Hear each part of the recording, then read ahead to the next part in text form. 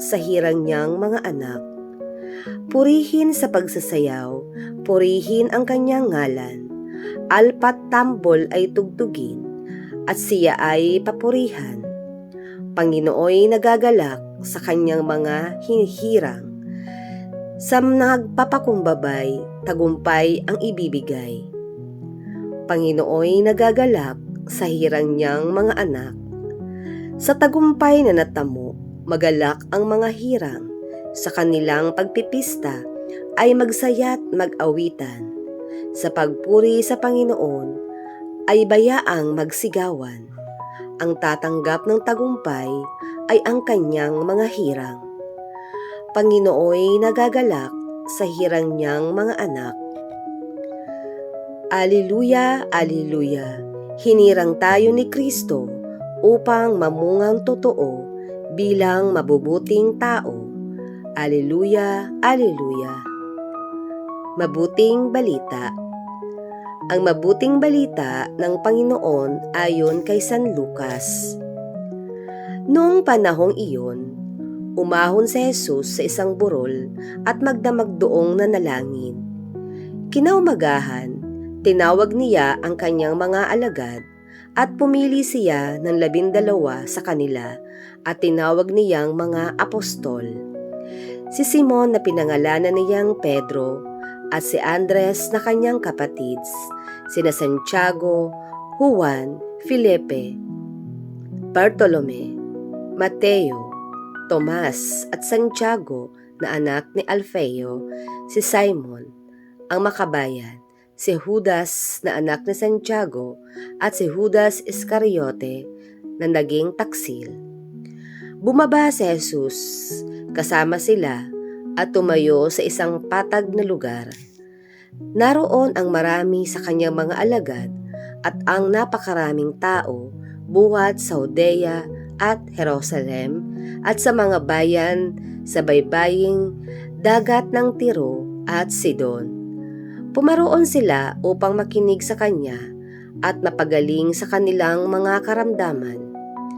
Pinagaling din niya ang mga pinahihirapan ng masasamang espiritu at sinikap ng lahat ng tao na mahipo siya sapagkat may taglay siyang kapangyarihan makapagpagaling ng lahat. Ang mabuting balita ng Panginoon. Panalangin ng bayan. Tinatawag tayo ng Diyos bilang kanyang hinirang upang sundin ang kanyang kalooban. Manalangin tayo ng may pananalig sa Diyos na nagnanais na ang kanyang bayan ay mamagitan para sa sandaigdigan. Panginoon, dinggin mo ang aming panalangin. Ang simbahan sa pamumuno ni Papa Francisco, Obispo Reynaldo, Padre Paul aming Cora Paroko, ang lahat ng mga pari, diakono, mga relihiyoso at mga lingkod laiko. Naway umakay sa atin sa kaganapan ng buhay Kristiyano. Manalangin tayo sa Panginoon. Panginoon, dinggin mo ang aming panalangin. Ang mga mambabatas, naway gabayan ang ating bayan para sa kasiguruhan ng kanabukasan at kaunlaran ng ating bayan. Manalangin tayo sa Panginoon. Panginoon, dinggin mo ang aming panalangin. Tayo naway magsumikap at maging tapat sa ating bokasyon na itinakda ng Diyos para gampanan natin. Manalangin tayo sa Panginoon. Panginoon, dinggin mo ang aming panalangin. Ang mga matatanda, may sakit at nalulumbay, naway matagpuan ang presensya ng Diyos sa kanilang mga pagsubok at paghihirap. Manalangin tayo sa Panginoon. Panginoon, dinggin mo ang aming panalangin. Ang mga yumao, naway mamahinga sa kapayapaan ng kaharian ng Diyos. Manalangin tayo sa Panginoon. Panginoon, dinggin mo ang aming panalangin.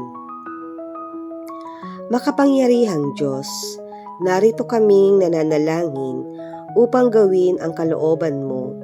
Tanggapin mo nawa kami sa pamamagitan ng iyong bugtong na anak, siya na nabubuhay at nagahari magpakailanman. Amen.